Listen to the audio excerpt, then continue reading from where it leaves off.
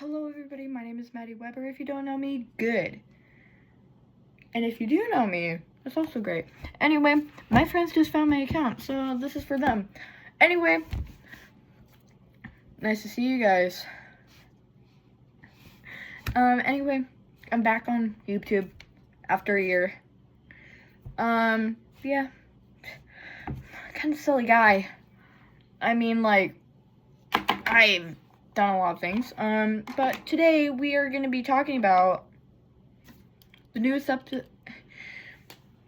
Me and my friend Alan, we went to the last screening of the amazing digital circus at my theater that's not that far away. But yeah, we went there, we cried, and we cried, we laughed, we loved, but we cried. But yeah, I'll be sure I have a couple of photos already posted, so fucking hate everything. But it was super sad. I'm not gonna spoil because it's coming out and online on Friday, June 19th, I think. I don't fucking remember. But it made me cry like 3 times. Cause the thing for the last act, it has disclaimer, funny little fish guy, the yellow one, telling us to silence our phones and stuff, and all that. We had so many ads. I'm not talking about 1, I'm not talking about 2. That's the main thing about movies. It really depends on what you're screening. Like, normal movies from major productions, they have only 2, maybe 3 movie teasers or ads. I don't even remember. But when we did, but after there was 12 ads. I didn't even count, but there was around 12. It was for Moana, Cat in the Hat, then Bleach, cause yeah, that's coming out on the 25th. In Minnesota, I think. I don't remember. Then Studio Ghibli, and their festival, a couple of other movies and stuff. But yeah, I did watch Bleach, one episode, just one episode. I should really watch it after I'm done watching JoJo, which I should find my friend, because she has so many things going on, and I mean, that is awesome for her. At least she's doing stuff, not like me just sitting in my bedroom rotting away. I mean, look at my room. This is just my vanity, and that's already messy. And I just cleaned my room literally not even a couple days ago. But yeah, there was a couple more videos for festivals in Minnesota, so yeah. Then it went to the video with the talking fish guy, then episode 8, then quick little break. Well, there wasn't really a break. I think it was the timing. And then episode 9. Now that episode, that was long. And I mean really long. Me and my friend Alan, we were just minding our own business, just relaxing. And then, bam! Backstory of Jax. That made me cry. I can really relate to,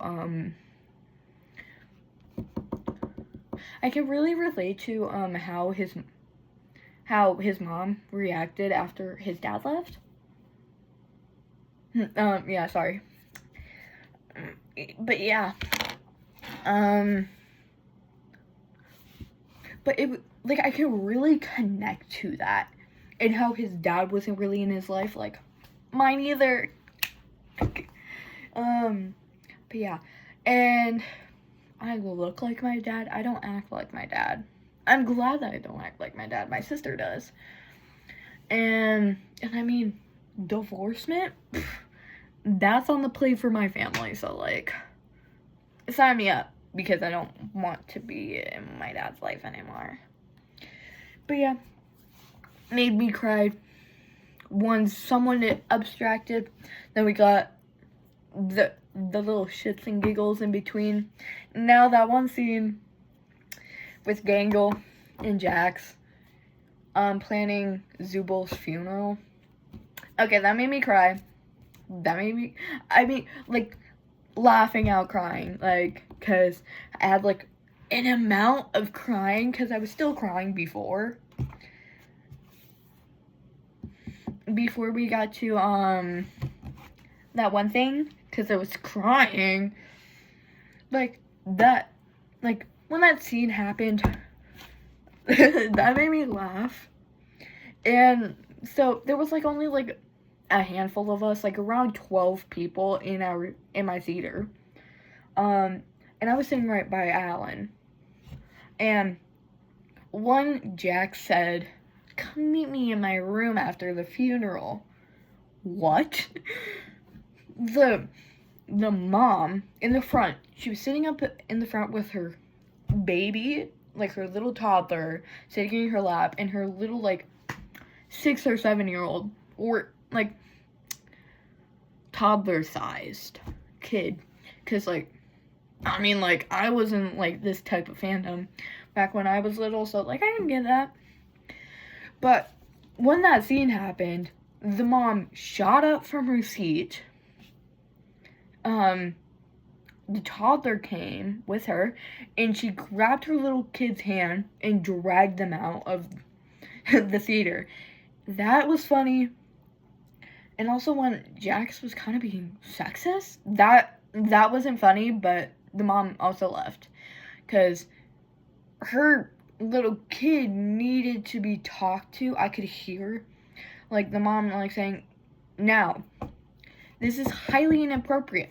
So if there was one more scene that happens like this, we're leaving." And she said, "Okay." So they sit back down in their spot.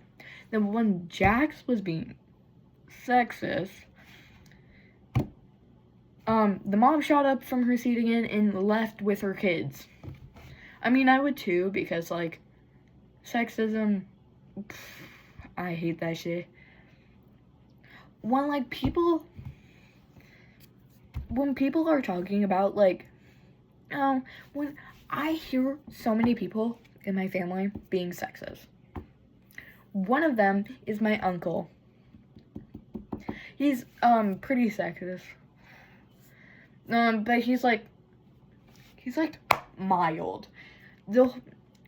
But when there's a mild person in your family that's sexist, racist, literally anything in between, there's always another person. Thank God he's dead. That's my grandpa. Anyway, after that scene, I was like, whoa. Me and Alan, we were looking at each other. We were, like, looking back and forth. Because every once in a while, when, like, episode 8, I'm sorry, I'm getting into my JoJo part.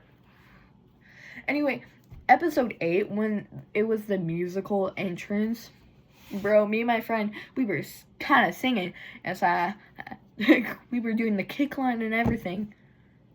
What the fuck? What were we on? We were clearly on too much sugar, because I had Dr. Pepper with 2 pumps of cherry and vanilla, while he had cherry and blue raspberry slushies with Skittles on the side. I had, like, my blue raspberry gum that I already had in my mouth before. I was just chewing on that, grabbed a handful of Skittles. Should try that, though. Like, wild and tropical flavor. Just pop them in your mouth while you're chewing your gum. Kind of mix them up. And bam, it tastes good. It really does taste good. But yeah.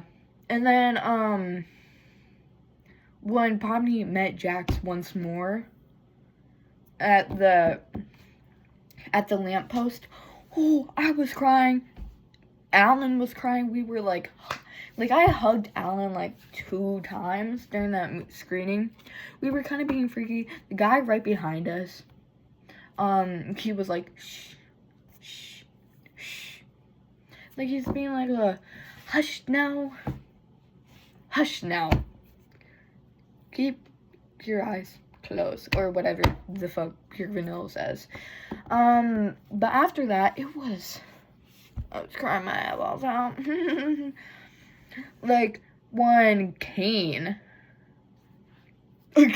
pulled the fucking blue ball out of his head, we did think it was Bubble for a second, and then we were like, no, that's not him. But we didn't see Bubble at the end, so possibly Ben. Then after that, after when everything was set aside, when Kane showed back up, I was kind of crying. And then the film started, when he was talking about how all the characters, which is Pomni, Jax, Ragatha, Kinger,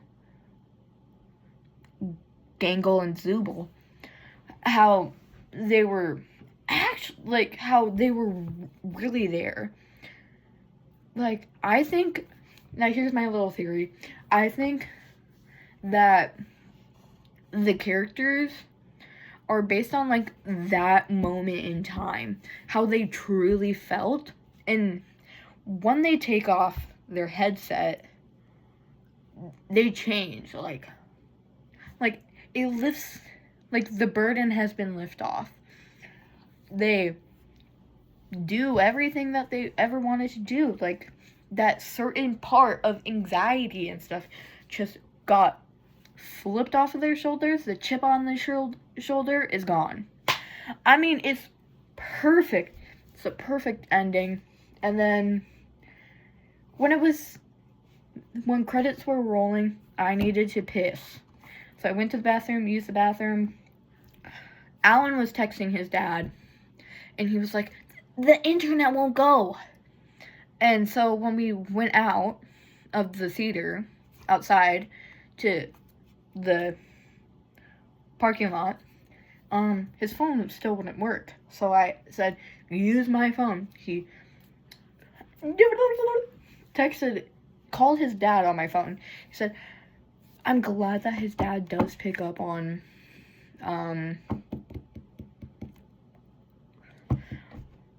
random calls that doesn't say spam. Glad that he doesn't do that. He just picks up, says hello, and stuff. He probably does have, like, this one thing. I don't know. He also seen my phone number multiple times, so it's like, hello? It's like, hi, Dad. Yeah, my phone's not working, so we're just telling you that, so I had to use Maddie's phone and stuff. So, the movie's done, and, yeah. Then his dad said, now, here's the thing. If you do want to learn how to get off of SOS mode, when you're already out of the SOS area, like a theater, like my theater kicks us out and says, SOS, no any cellular data will get out of the theater. Which is, I mean, if you're, like, sending spoilers, I think that would work.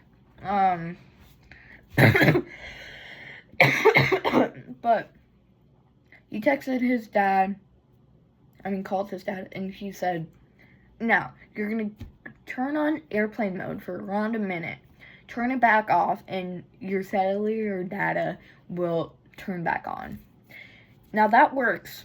I seen it work. I did it with my phone when I got out again, because my phone went back to SOS.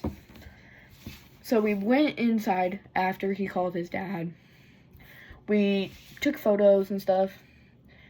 indoors, because they have a photo booth.